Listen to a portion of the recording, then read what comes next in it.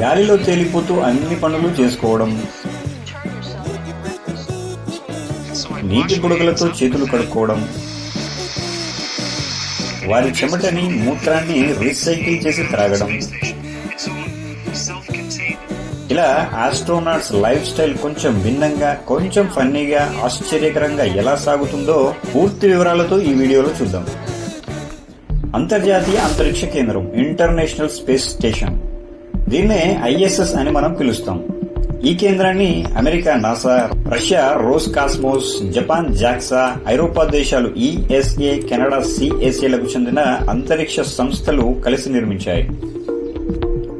ఈ స్టేషన్ 72 మీటర్ల పొడవు, 108 మీటర్ల వెడల్పు, 20 మీటర్ల ఎత్తు ఉంటుంది. ఇది 4,53,592 కేజీల బరువు ఉంటుంది. దీనిని దాదాపు 9 మంది పరిశోధకులకు సరిపడే సదుపాయాలతో నిర్మించడం జరిగింది. మానవుడు ఇప్పటి వరకు నిర్మించిన అత్యంత ఖరీదైన ఒకే వస్తువు ISS అని అభివర్ణించారు. 2010లోనే దీని ఖర్చు $150 బిలియన్ గా అంచనా వేశారు. ఈ స్పేస్ స్టేషన్ భూమికి 400 కిలోమీటర్ల దూరంలో గంటకి 28,000 కిలోమీటర్ల వేగంతో భూమి చుట్టూ తిరుగుతూ ఉంటుంది. ఇందులో ఉండే ఆస్ట్రోనాట్స్ భౌతిక, ఖగోళ శాస్త్రాలతో పాటు అనేక విషయాలపైన నిరంతరం పరిశోధనలు చేస్తూ ఉంటారు. అయితే ఇక్కడకు వెళ్లిన ఆస్ట్రోనాట్స్ కి వింతైన అనుభవాలతో పాటు భూమికి భిన్నమైన అలవాట్లను చేసుకోవాల్సి ఉంటుంది. వ్యోమగాములపైన, అలాగే అక్కడున్న ప్రతి వస్తువుపైన భూమి యొక్క గురుత్వాకర్షణ శక్తి అక్కడికి వెళ్లడంతో దాదాపుగా పూర్తిగా తగ్గిపోతుంది. దాంతో వాళ్ళు గాలిలో తేలియాడుతూనే ఉంటారు. ఒక్కసారి మీరు ఊహించుకోండి, అలా గాలిలో తేలిపోతే ఎలా ఉంటుందో. ఈ మైక్రోగ్రావిటీ కారణంగా వ్యోమగాముల ఆరోగ్యము, కండరాల పనితీరు మరియు ఎముకల సాంద్రత పైన ప్రభావం ఎక్కువగా ఉంటుంది. దీనిని బ్యాలెన్స్ చేయడానికి వాళ్ళు ప్రతిరోజు 2 గంటలు తప్పకుండా వ్యాయామం చేస్తారు. ఆహారం విషయానికి వస్తే పెద్దగా మార్పులేమీ ఉండవు. ఎక్కువ శాతం ఘన పదార్థాల రూపంలో, పౌడర్స్ రూపంలో ఎక్కువ కాలం నిల్వ ఉండే డీహైడ్రేట్ పదార్థాలు, ప్రతిదీ పౌచ్ల రూపంలో ఉంటాయి. కట్ చేసుకుని నీళ్లు కలుపుకొని తినేయడమే. ఇక 1-2 కాలకృత్యాల కోసం బాత్రూంలో ముందు గాలిలో తేలిపోకుండా టాయిలెట్ సీట్ కు తమను తాము కట్టేసుకుంటారు. వదిలిన వ్యర్థ పదార్థాలు హై ఎయిర్ ప్రెషర్ మిషన్ ద్వారా ఒక అల్యూమినియం కంటైనర్ లోకి తోయబడతాయి. నీటి వినియోగం చాలా చాలా తక్కువ కారణంగా స్నానం చేయడానికి బదులుగా తడిగుడ్డలను వాడతారు. ఒక్క వాటర్ డ్రాప్ ని చేతిలోకి తీసుకుని చేతులు కడుక్కుంటారు.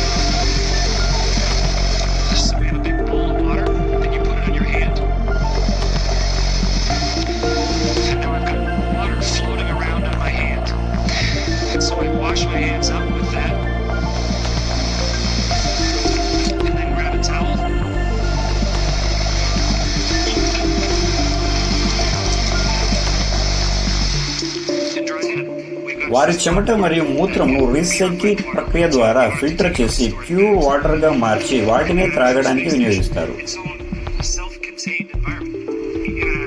ఇక పడుకోవడానికి వారికి స్లీపింగ్ బ్యాగ్స్ ఉంటాయి. వాటికి కదలకుండా బిగించి కట్టుకొని నిద్రపోతారు. అక్కడ స్వేచ్ఛగా తేలుతూ పడుకోవడం సాధ్యమే కానీ సున్నితమైన పరికరాలను ఢీకొట్టే అవకాశం ఉన్నందున సాధారణంగా అలా చేయరు. సిబ్బంది వసతికి వెంటిలేషన్ బాగా ఉండాలి. లేకపోతే వ్యోమగాములు నిద్ర లేచేసరికి తాము శ్వాస ద్వారా వదిలిన కార్బన్ డైఆక్సైడ్ తమ తల చుట్టూ ఒక బుడగలాగా ఏర్పడి ఆక్సిజన్ అందనీయకుండా చేయవచ్చు.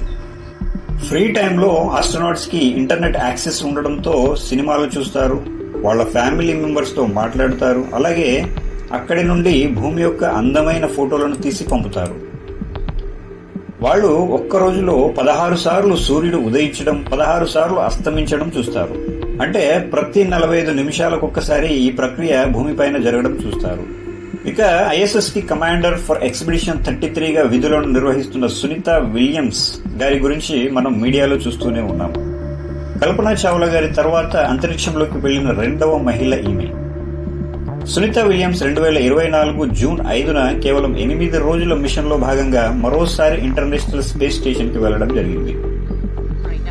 కొన్ని సాంకేతిక ఇబ్బందుల కారణంగా దాదాపు 9 నెలల పాటు అక్కడే ఉండవలసి వచ్చింది. ఎలాన్ మస్క్, స్పేస్ ఎక్స్ మరియు నాసా సంయుక్తంగా క్రూ 10 మిషన్ను నిర్వహించి సునీత విలియమ్స్, బుచ్ విల్మోర్ మరియు ఆమె సహా వ్యోమగాములను భూమి మీదకి తిరిగి తీసుకురావడానికి చర్యలు చేపట్టారు. ఫలితంగా అంతరిక్షం నుండి భూమి మీదకి ఈ రోజు ఉదయం 3:27 వాళ్లు తిరిగి రావడం జరిగింది. నాసాతో పాటు ప్రపంచం మొత్తానికి ఇప్పుడు ఇదే హాట్ టాపిక్ గా మారింది. ఇది ఇవాల్టి వీడియో నచ్చితే లైక్ చేయండి. మీ ఎంకరేజ్మెంట్ గా ఒక లైక్ తో పాటు ఇంకా నా ఛానల్ ని సబ్స్క్రైబ్ చేసుకోకపోతే సబ్స్క్రైబ్ చేసుకుని బెల్ సింబల్ ని ఆన్ లో పెట్టుకోండి.